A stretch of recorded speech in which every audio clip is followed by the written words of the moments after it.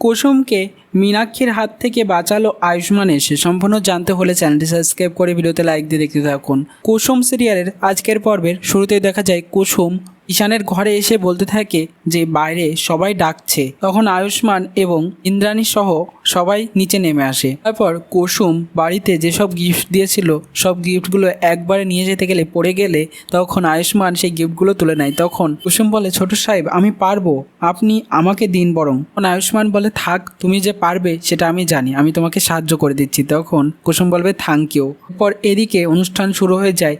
ইন্দ্রাণী তার শাশুড়ির দেওয়া সেই সোনার হার দেবলীনার গলায় পরিয়ে দেয় এবং বলতে থাকে, এই হারটা আমার শাশুড়ি আমাকে দিয়েছিল আর আমি তোমাকে দিলাম। এরপর মেয়ের বাড়ির থেকে অর্থাৎ দেবলীনার পক্ষ থেকে ঈশানকে একটা হার পরিয়ে তাকে আংটি পরিয়ে দেওয়া হয়। তখন ঈশান দেবলীনার হাতে একটা আংটি পরিয়ে দেয়। মনে খারাপ লাগলেও সেটা করতে বাধ্য হয়, যে পরিবার এবং নিজের বন্ধু জাদুকরের কথা ভেবে এটা করছে। এরপর থেকেই আশ্রমে গুরুদেব পাঠিয়েছিল গাঙ্গুলি বাড়িতে একজনকে, ইন্দ্রাণীকে বাইরে ডাকা হয়। সেই গুরুদেবের শিষ্য ইন্দ্রাণীকে বলতে থাকে যে একটা সংবাদ পাঠিয়েছে যে এই বাড়িতে সংকট আসতে চলেছে এবং আপনার ছোট ছেলের খুব বড় বিপদ, এমনকি প্রাণ সংশয় পর্যন্ত হতে পারে। এদিকে ঈশান দেবলীনার সঙ্গে কিছু ফটোশ্যুট করতে যাবে এবং কাছাকাছি হয়। তার মধ্যে দেবলীনা ঈশানকে বলতে থাকে, আজ থেকে আমি তোমাকে নিজের হাতের মুঠোয় নিয়ে নিলাম, আমার কথায় উঠবে আর বসবে এবার থেকে। তখন ঈশান রেগে মেগে সিঁড়ি দিয়ে উপরে উঠতে যায়। তখন আয়ুষ্মান বলে, ঈশান তুই চলে যাস না, দাঁড়া, মা বাবা ডাকছে তোকে। এখন আবার পিছন ঘুরে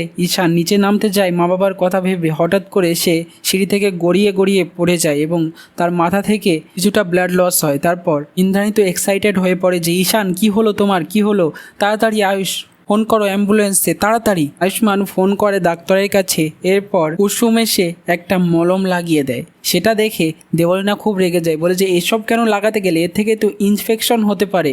তারপর ডক্টরে এসে ঈশানের মাথায় ব্যান্ডেজ করে দিয়ে বলতে থাকে যে এই মলমটা লাগানোর জন্য ওনার খুব ভালো হয়েছে, যে লাগিয়েছে এটা ওয়েল ডান। পর গুরুদেব চলে আসে গাঙ্গুলি বাড়িতে। সবাই তো প্রশ্ন করতে থাকে, কি হয়েছে গুরুদেব, আপনি কেন আসলেন না এই এঙ্গেজমেন্টে?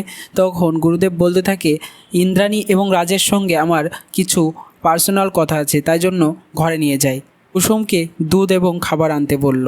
দেব বলতে থাকে যে এই বাড়িতে একটা বিরাট সংকট আসতে চলেছে, আমি বলেছিলাম দেবলীনার সঙ্গে তোমার ছেলে বিয়ে দিতে, কিন্তু সেই সময়টাই হয়নি বিয়েটা, তাই বিপদ আসতে চলেছে, তোমার ছোট ছেলের প্রাণ সংশয় হতে পারে। তোমাকে যা বলেছিলাম যে উপোস রাখার জন্য, সেটা রেখেছো তো? তখন ইন্দ্রাণী বলে, হ্যাঁ রেখেছি, নির্জলা উপোস। বাইরে থেকে কুসুম চলে আসে। তখন ইন্দ্রাণী বলে, কে? গুরুদেব বলে, আসো, ভেতরে আসো। তারপর কুসুমও সব কথা শুনে সে নিজেও উপোস রাখে এর কল্যাণের জন্য। তখন মীনাক্ষী এসে একটা সিঙ্গারা দিয়ে কুসুমকে জোর করে খাওয়াতে যায়, বলতে থাকে, খাও কুসুম বলছি এক্ষুনি। কুসুম বলে, না না ছোট ম্যাডাম, আমি খেতে পারবো না, আমার উপোস, প্লিজ আমাকে দেবেন না, খেতে পারবো না আমি, না না না। তখন মীনাক্ষী জোর করে কুসুমের গালে দিয়ে দেবে সেটা। তখন আয়ুষ্মান এসে মীনাক্ষী কাকিমার হাত ধরে ফেলে। সে অবাক হয়ে তাকিয়ে থাকে। তো কুসুমকে এইভাবে বাঁচিয়ে নিল আয়ুষ্মান। কেমন লাগলো কমেন্টসে জানিয়ে এখনই সাবস্ক্রাইব করে নাও আমাদের ইউটিউব চ্যানেল। ধন্যবাদ।